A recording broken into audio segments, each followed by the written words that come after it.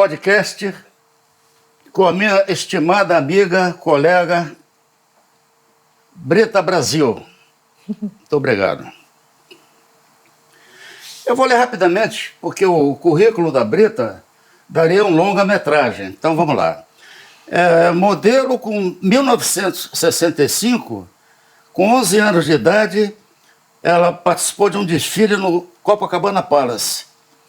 Quando tinha 13 anos, por sua preocupação, que aliás mantém até hoje, graças a Deus, a sua preocupação com as terras indígenas, que estavam sendo invadidas por fazendeiros, estavam ameaçando os índios, ela foi membro da Comissão Pró-Índio.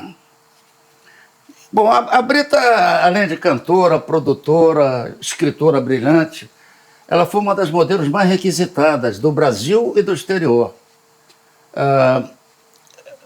Trabalhou na Globo, trabalhou no exterior também. Agora, em 2001, adotou o nome artístico de Brita Brasil. Por que a Márcia Brita virou Brita Brasil? Brita Brasil é por causa da música. No Brasil, as pessoas não conseguem... É diferente dos Estados Unidos, que eu morei lá, as pessoas lá, quanto mais skills, né, quanto mais qualidades você tem, é melhor você dança sapateado, flamengo, você é atriz, eles vão reunindo, elogiando, eles vão reverenciando o seu conhecimento. Aqui no Brasil, quantas e quantas vezes eu, atriz, cantando, né, eu componho em 16 ritmos e bailarina, coreógrafa, bailarina em... Sapateado. Exatamente. A dança africana, a Mercedes Batista, moderna, clássico. Eu dançava, fazia as aulas de manutenção e era coreógrafa contemporânea. Então as pessoas... Eu vi de um ator muito famoso até num carro voltando da filmagem de Paraty, do Bruno Barreto, da Dona Flor, Dona Flor não. É com Marcelo Mastroianni. Eu vi assim, mas você não sabe o que você quer, você tem que escolher, você não pode ser, sabe? Então, realmente é uma coisa daqui que confundia. Márcia Brito era modelo, era isso, era aquilo. Eu falei, não, tem que disfarçar. Não disfarçou nada, não mudou quase nada. Mas, para mim, a Brita Brasil, que vem em 2000, há 22 anos, há 23 anos, né? Me deu um outro gás. Me deu um gás assim, música é minha vida. Embora eu tenha continuado a fazer a televisão, vários outros... Me tornei escritora, mas tirou um pouco daquele peso, de modelo principalmente, que modelo não fala, né? Modelo é para você ficar quieta fazendo as poses. Então, você não pode pensar, raciocinar, contestar.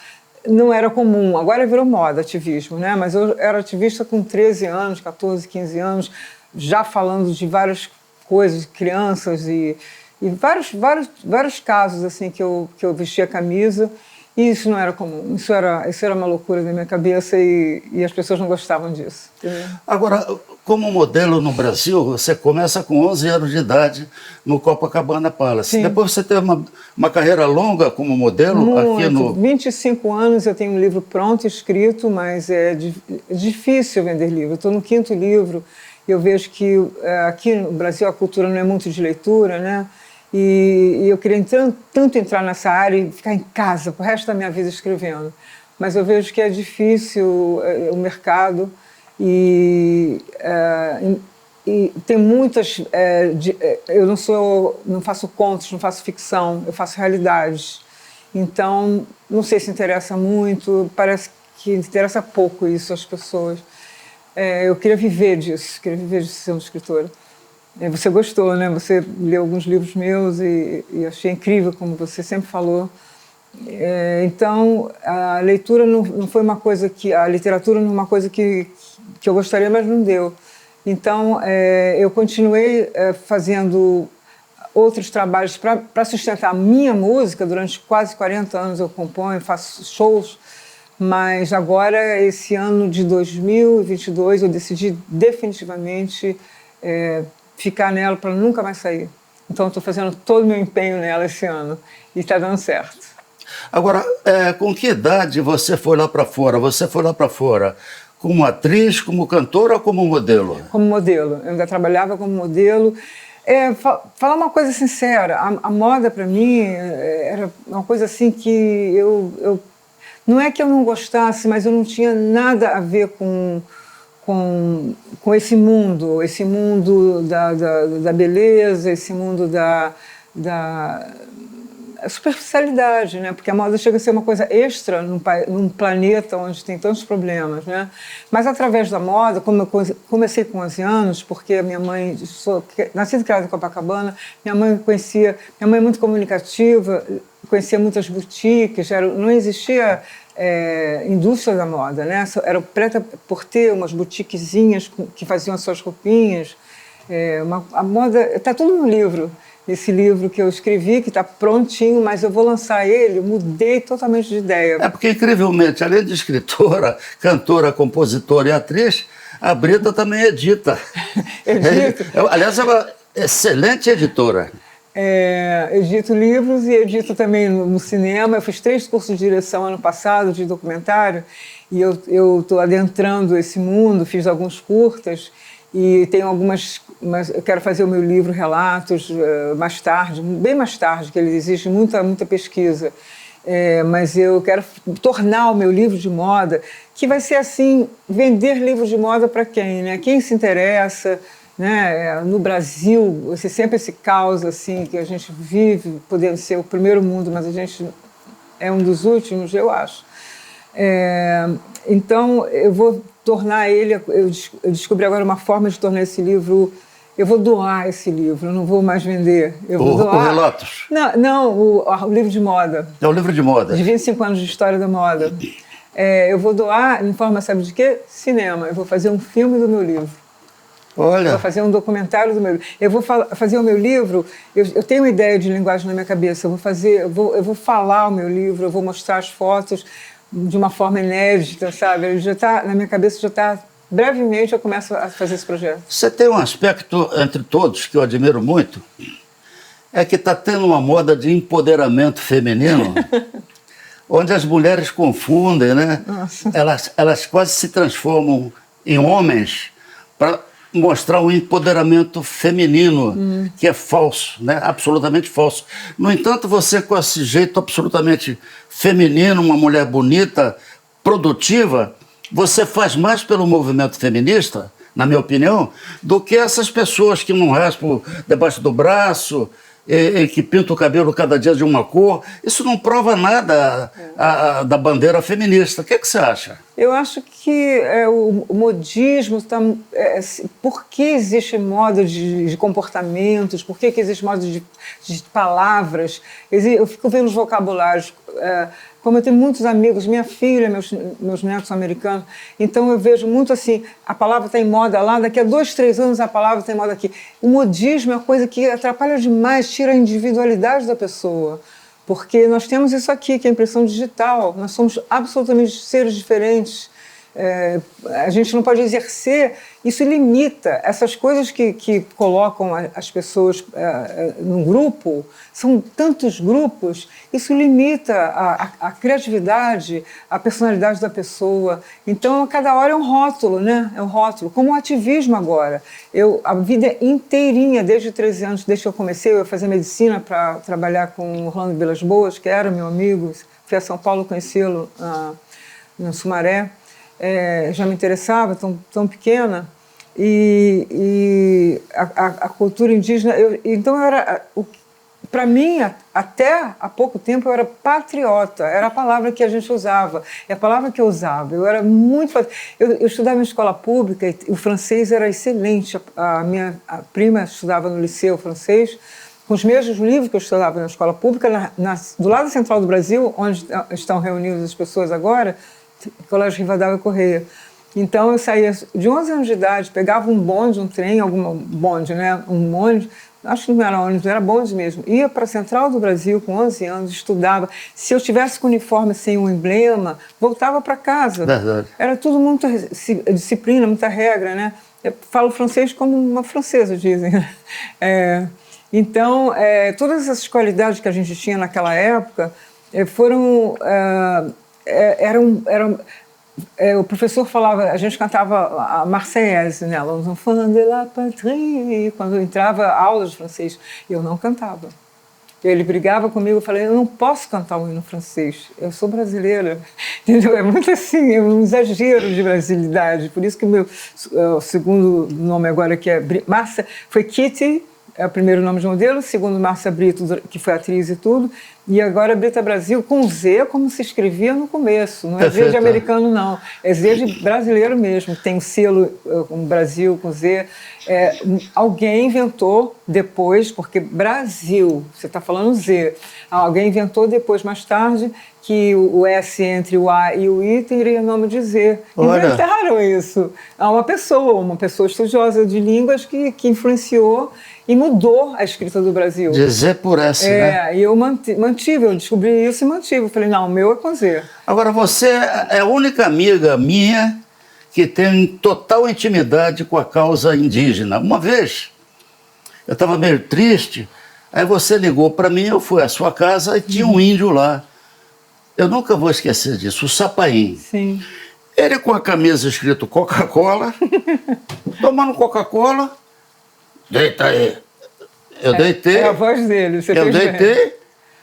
Gente, aqui eu deitado, ele passou a mão no meu corpo, materializou na mão do Sapaim cinzas pretas que ele depois desmaterializou pela janela.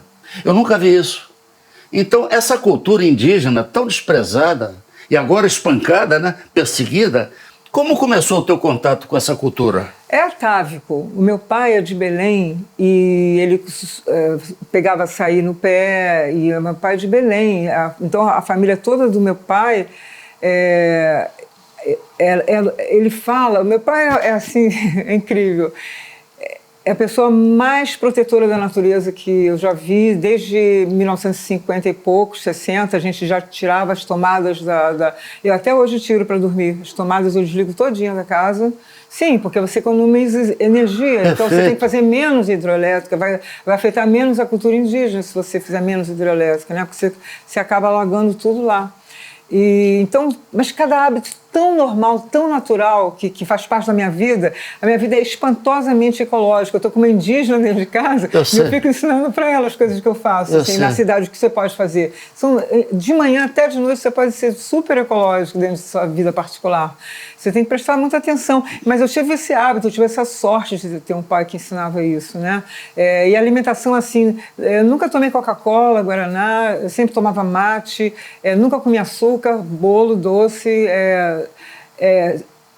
aquilo era só o essencial, era só o que alimentava, assim, como ele falava das frutas, como ele tem o conhecimento de frutas, além de a gente não ter as frutas, não entendo como é que a gente é do Brasil e a gente não usa as frutas do norte, que são meu tio, primo dele, que eu chamo de tio, foi um dos maiores botânicos de Belém.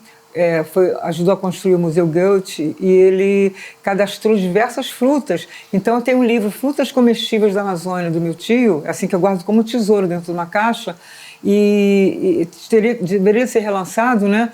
E até desenho, tinha pouquíssimas fotos, tudo era desenhado. E são inúmeros, de A a Z, assim, uma quantidade absurda de frutas que tem só na Amazônia, só no Brasil, né? E a gente não vai lá na feira, a gente compra maçã, laranja, banana, uva, tudo às vezes vem de outro país, né? Então é muito impressionante, porque a gente, assim, as poucas frutas que a gente recebia, que a gente comia aqui, eu como bagaço de tudo, sabe? As pessoas, não sei se cortam como é que come a tangerina, como é que come a laranja, mas eu mastigo tudo até o fim, sobra a casca, né? Então, e tantos hábitos, assim, que você pode fazer. Assim, por exemplo, até um shampoo, né? Acaba o shampoo, você, acabou, aí você joga fora. Não, quando você faz assim, acabou, você pega aquela torneirinha do chuveiro que você, né, que você tem aquela borracha e enche um pouquinho, não enche tudo não, porque dá para encher outras vezes. Você enche, sacode bastante, aí você usa o shampoo mais 15, 20 dias, um mês. Aquela água só com aquele shampoo que ficou grudado na parede. Então é assim, um creme que você acabou, corta ele com a tesoura no meio, você vai usar o creme, você vai cansar de usar aquele creme. Quantos livros você já escreveu? Eu escrevi 5 livros completos. Podia dar os títulos, por favor? 4 em 2000, eu lancei em 2019 e 1 em 2021. Foram relatos, que foi uma pesquisa. Nós vamos falar os dele. nomes só. Relatos, depois Quem é Rian Brito? Teu filho? Quem é Rian Brito? É um livro lindo, depois a gente fala dos livros. A Arte Atrevida de Hilda Brito, que é minha Sua mãe? É artista plástica. E o meu, é Poesia Concisa, que são ilustrado com fotos de moda também, é preto e branco, que eu não tinha nunca. É um livro que está há anos para ser publicado. Renovei ele todo e publiquei em preto e branco para resolver o problema, porque todos os livros foram produzidos por mim e independente. E o CD? O quinto, Vivo Como Dirijo, 50 anos sem bater. Em 2021 eu fiz 50 anos que eu dirijo sem bater. Como é o título? Vivo Como Dirijo. Viva Como Dirijo. Vivo Como Dirijo, 50 anos sem bater. 50, muito bom o título. Porque esse livro é uma analogia de você dirigir sem... Como é que você dirige sem bater? É como na vida, você tem que ceder, você tem que calcular, você tem que se programar, você tem que ver onde você vai, várias coisas assim. O livro é um livreto desse tamanho, eu ia trazer para você, eu não te dei, né? É pequenininho assim, é uma espécie de manual de como você dirige sem bater. Outro dia eu fui ver um recital teu no Beco das Garrafas, histórico Beco das Garrafas, no Botos. Fiquei muito honrado também de Não, eu fiquei. E dali você, aquele recital é um CD? Aquilo foi o seguinte, em 2015, meu filho teve um problema sério e que a gente pode falar depois com o Livro Relatos.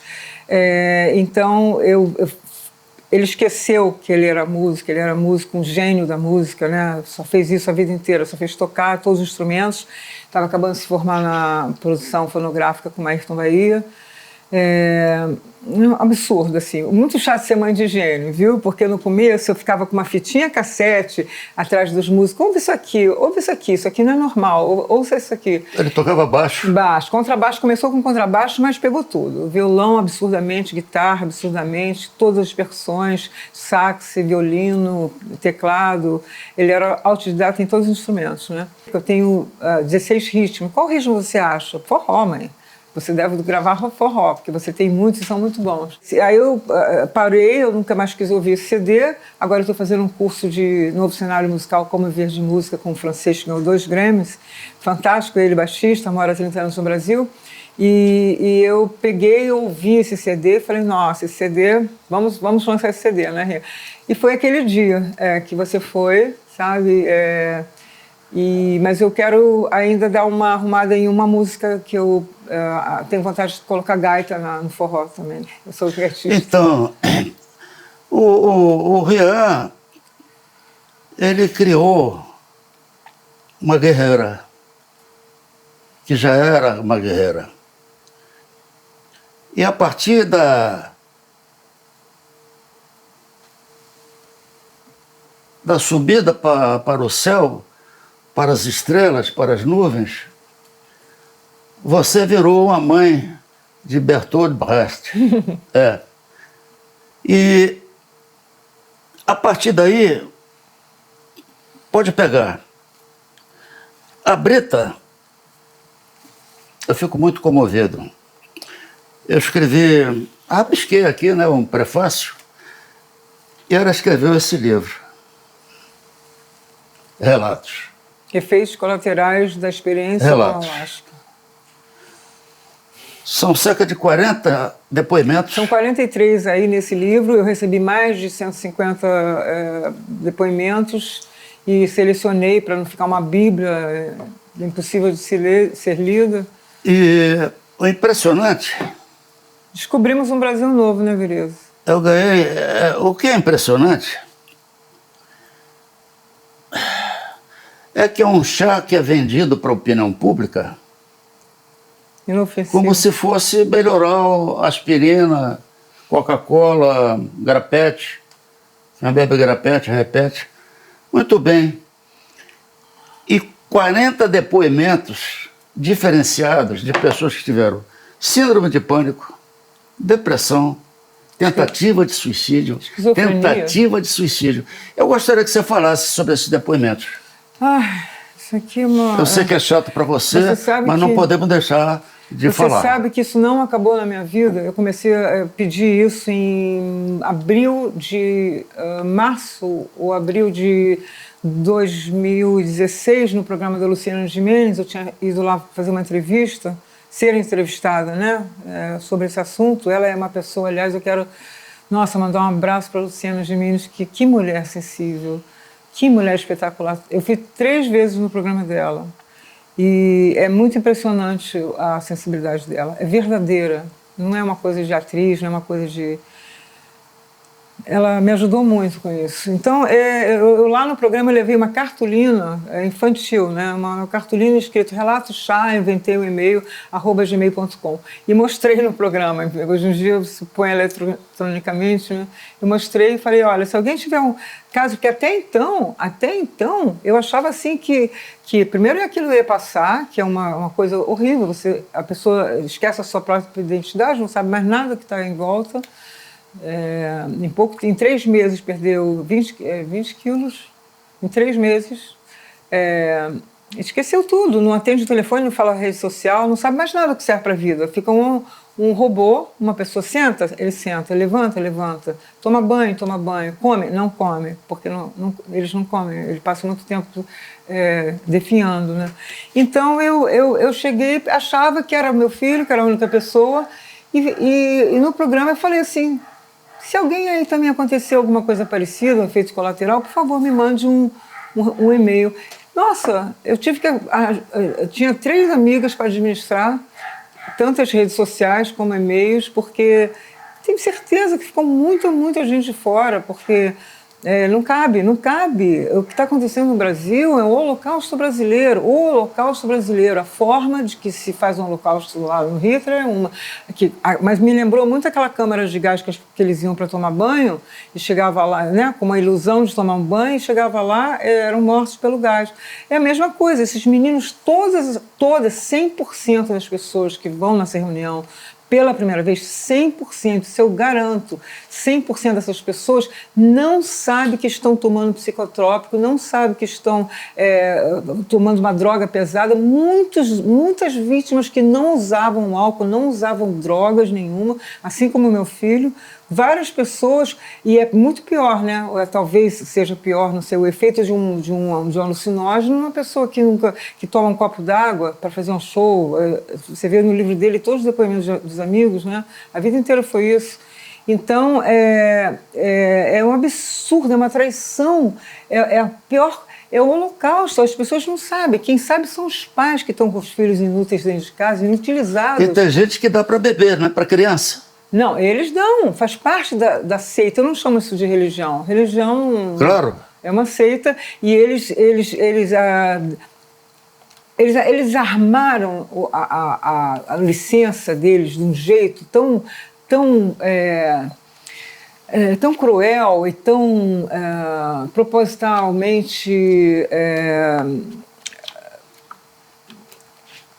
usando uma forma tão mentirosa, tão falsa, tão omissa, né? Porque, na verdade, o que acontece é assim, as drogas existem, né? Você vai, eu quero comprar, então você vai ali na esquina, sabe o nome do cara, telefone. Isso é assim no nosso mundo. Aqui, no primeiro mundo, Estados Unidos, no último mundo, a droga dominou o mundo, né? É uma coisa paralela mas faz parte da economia mundial, né? Mas, sim, você está indo se drogar. É uma coisa que a sua própria vontade, você sabe o que você está fazendo. Agora, quando você dá um chá, eu não uso a palavra chá, eu não uso chá de ayahuasca, eu uso ayahuasca pura, porque o chá dissolve a droga, dissolve a importância da droga. Fica bonitinho, né? É um chá, você falou, chá da vovozinha. Um chá é um chá. Você não vai pensar que você vai arruinar a sua vida e dos seus familiares porque você vai tomar um chá. Não. É uma traição, eu vou te dizer claramente, charlatanismo. Porque quando você vende uma coisa dizendo que é outra, É charlatanismo. Não, inclusive, eles vendem uma história que tomando chá, eles veem Jesus, veem Nossa Senhora. Imagina. A maioria vê o diabo mesmo. Exatamente. Imagina se espíritos tão elevados quanto Maria e Jesus só apareceriam para as pessoas através da ayahuasca. Todos aqui vêm. Eles têm alucinações. Diabo, vem Isso, eles veem. É só coisa ruim. Só veem coisas densas. Só coisa ruim. Coisas obsessoras que eles veem, né? Mesmo assim, vamos analisar assim, devem ter pessoas me odiando aí, porque devem dizer, mas eu estou ótima, eu estou muito bem, eu tomo, eu uso, eu frequento, não sei o quê. Mas como pode estar bem pessoas que são contra, absolutamente contra, perseguem, agridem, calam as pessoas que são vítimas, que tomaram e se deram mal? Como é que pode uma pessoa dessa estar bem? Uma pessoa, nesse nível de egoísmo, eu estou bem, o que o resto se dane. Então, você tem mães, pais, pessoas falando, denunciando que isso mata, que isso faz mal para algum nível de 0 a 1000, afetando a sua consciência, a sua mente, tudo, a sua memória, absolutamente a sua vida inteira. O Rio foi a 1000. E aqui tem vários a 1000 também, entendeu? Então, como é que pode você não se importar, você ser de uma seita, de uma religião, estar feliz, estar bem, isso te faz bem, te faz uma pessoa lúcida, não importar, negando. Isso aqui é negado por toda a indústria de ayahuasca, isso aqui é negado. Isso aqui eu tive 3 assessores de imprensa para poder divulgar o meu livro e todas as portas fechadas, todas as televisões, todos os jornais, ninguém aceitou que eu fizesse algum trabalho de divulgação sobre isso. É importante lembrar que a ayahuasca foi legalizada pela bancada do PT em 2010. Foi, licenciada por eles. E eles eram quem plantavam, que é no Acre, toda a plantação estava lá, agora está no Brasil inteiro. Qualquer lugar, até aqui em Grumari tem, né? Qualquer lugar tem a plantação de ayahuasca, no Brasil inteiro, né? Então está tudo dominado mesmo por isso. Isso é o sofrimento da família brasileira, o grandíssimo sofrimento, é uma questão de saúde pública. Eles não conseguem brigar, eles não conseguem agir, as pessoas que tentam denunciar, porque há uma licença feita lá em Brasília. E então, na licença é toda assim, pode criança, pode grávida, pode como, cara pálida, se está na Anvisa como psicotrópico. Se ela está na Anvisa, eu não estou falando que é uma droga, a Anvisa está falando. A Anvisa está dizendo que isso é um psicotrópico. A Holanda foi proibida porque está na lista de ópio. O ayahuasca é um ópio nas leis... Na Holanda? Na Holanda. Realmente, Holanda. É engraçado que eu estive lá na Holanda, você compra o que você quiser. E lá é proibido, né, o ayahuasca? E lá é proibido, foi proibido em 2017, foram julgados... são todos brasileiros que vão para lá, abrir seitas, igrejinhas, dizendo para pobres da polícia, para os pobres estrangeiros, que é uma coisa fantástica brasileira, super saudável. Eles vão com a licença que foi conseguida em 2010, né? E que só pode ser produzido aqui. Então, eles vendem a dólar, a euros, aquela concentração de ayahuasca, e as pessoas confiam que seja um país onde a Amazônia está produzindo uma coisa que vai dar uma consciência linda, que vai ser saudável, que não tem nenhum efeito colateral. Enquanto pessoas, o Brasil de norte a sul, aqui eu troquei as idades, as profissões, os locais das cidades, tudo por causa das pessoas, todas têm medo de falar, porque foram todas agredidas ao chegar na própria igreja, alguma coisa, e falar, olha, foi isso. Não foi, não, sai daqui, você não tem nada... Sabe, sua mãe, a culpa sempre a mãe, a família, ou você já era esquizofrênico, apareceu agora... A desculpa é essa, né? Você sabe que eu fiz um programa chamado Plano Sequência, que eu entrevistei 28 artistas de cinema, entre técnicos, atores, atrizes, cenógrafos, enfim, técnicos de som, e entrevistei uma colega que você conhece muito bem, famosíssima, querida, e que tomou o chá, tomou ayahuasca. Sim. Ela sentou aí, eu aqui, isso em São Paulo. E eu fazia uma pergunta para ela tinha um bloco, ela olhava o bloco, eu dizia, o que foi? Não, porque a minha memória está confusa, eu não estou lembrando. Eu tenho que anotar tudo que eu vou responder. Nossa. Resultado da ayahuasca. Olha, Eu não vou falar o nome por absoluto respeito a ela, sim. né? São tantos efeitos, mas assim, o pior é que a mente você não pode. Você opera, você faz uma radiografia de um fígado, do estômago, do coração, você faz ressonância, mas da mente, ela atinge o seu comportamento, o seu ser, a sua alma, a sua...